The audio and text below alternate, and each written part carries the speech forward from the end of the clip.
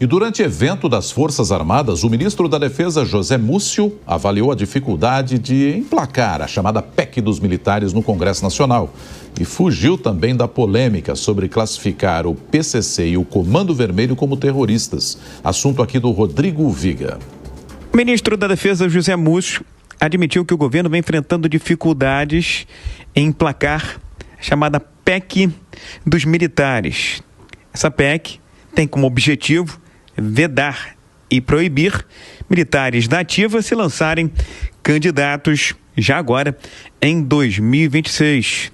Segundo o ministro Múcio, é importante deixar a política de fora das Forças Armadas brasileiras, que são uma instituição de Estado para atender a população brasileira, independentemente de quem estiver no poder. Múcio afirmou que existe uma certa confusão com relação a essa PEC.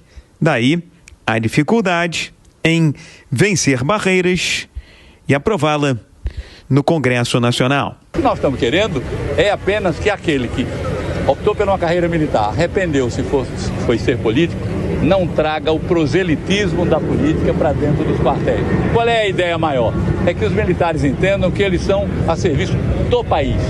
Não é de política, eles são, a Constituição diz, o comandante das Forças Armadas Brasileiras é o presidente da República. Até o dia 31 de dezembro, no final do mandato, é um, a partir do primeiro minuto de janeiro é outro. A gente tem que despartidarizar. Cada um vota em quem quer, pensa do jeito que quer, mas fardado tem que seguir os princípios da defesa. O ministro da Defesa, José Múcio, tem se empenhado em uma outra PEC, a proposta de emenda constitucional da previsibilidade orçamentária para as Forças Armadas. O objetivo é ter um orçamento permanente para investimentos nas três forças, de até 2% do PIB nacional. Hoje, o investimento nas forças gira em torno de pouco mais de 1%.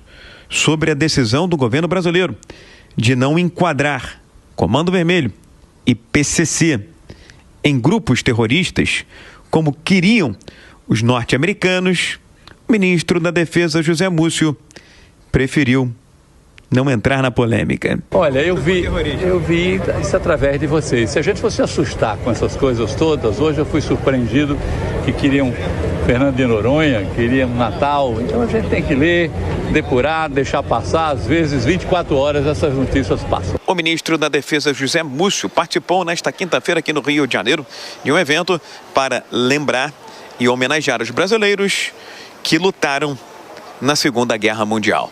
Do Rio, Rodrigo Viga. E nós vamos acionar mais uma vez aqui os nossos comentaristas, Deise Ciocari e também o Cristiano Vilela, para esse tema. O Vilela, me parece que essa discussão sobre PEC dos militares, e quando o ministro diz o militar fardado tem que estar em defesa do país, independentemente da política e do governo, isso se torna mais relevante ainda à medida em que a gente está acompanhando a primeira turma do Supremo, discutindo se aceita ou não denúncias da Procuradoria-Geral da República, incluindo, inclusive, militares de alta patente, não?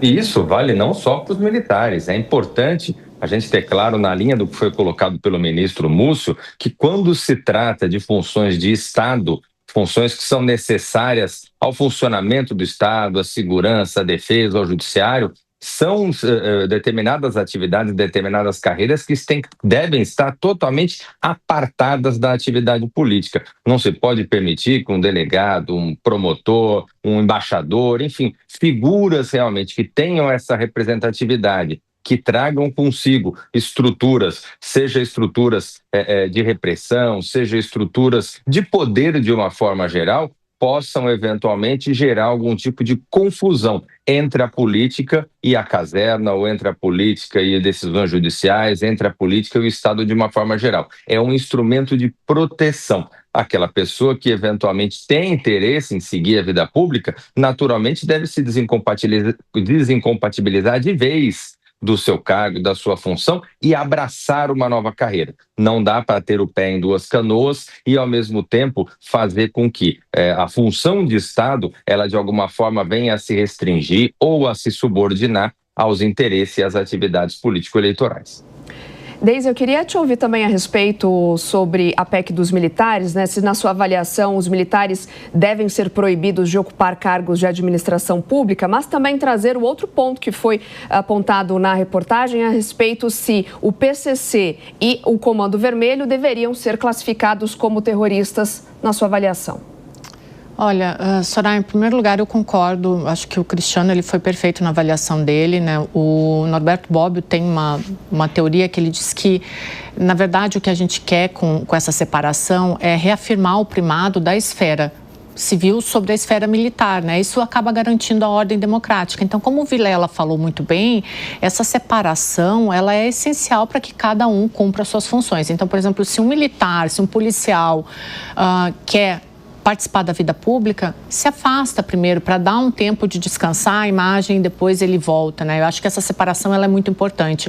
Eu não sou contra a participação na política, mas tem que ter um descanso entre essas duas. Sobre a tua pergunta, eu acredito que sim, Soraya. Eu acho que o PCC, essas organizações criminosas, elas já estão à margem da sociedade, né? Então, elas não fazem parte do corpo social. E o que elas provocam, sempre andando na ilegalidade, pode configurar, assim, a partir do momento que elas provocam o caos social, elas provocam um medo na população. Em determinados aspectos, é óbvio que é uma análise bem subjetiva, mas em alguns momentos ela pode configurar, assim, como um terrorismo. Acho que essa análise ela tem que ser feita de uma forma muito mais cuidadosa, mas exigir uma classificação um pouco mais severa, eu acho que ela é fundamental para os tempos em que a gente vive.